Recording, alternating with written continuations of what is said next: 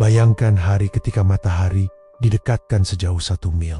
Ketika manusia tenggelam dalam keringatnya sendiri. Tak ada tempat berlari, tak ada bayangan pohon, tak ada atap rumah. Hanya panas, sesak, dan ketakutan. Namun, di tengah kekacauan itu, ada 3 golongan yang tenang di bawah naungan arasy Allah.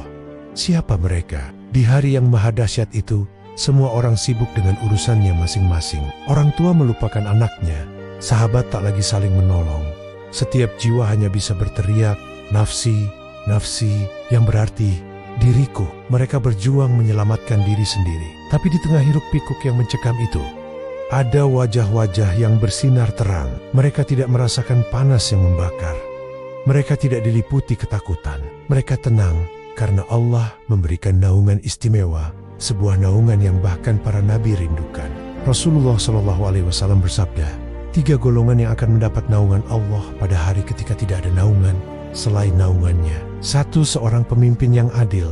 2, seorang pemuda yang tumbuh dalam ibadah kepada Allah. 3, seorang yang hatinya selalu terpaut dengan masjid.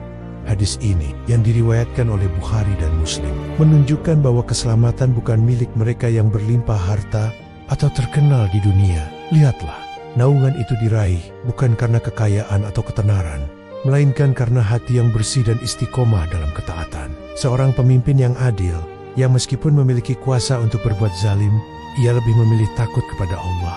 Seorang pemuda yang taat, yang ketika dunia menggodanya dengan segala dosa, ia tetap teguh menolaknya. Dan seseorang yang hatinya mencintai masjid, tempat di mana ia menemukan kedamaian sejati dalam sujudnya. Mungkin kita berpikir, aku bukan pemimpin negara. Namun, setiap dari kita adalah pemimpin bagi diri sendiri, keluarga, dan setiap keputusan yang kita ambil.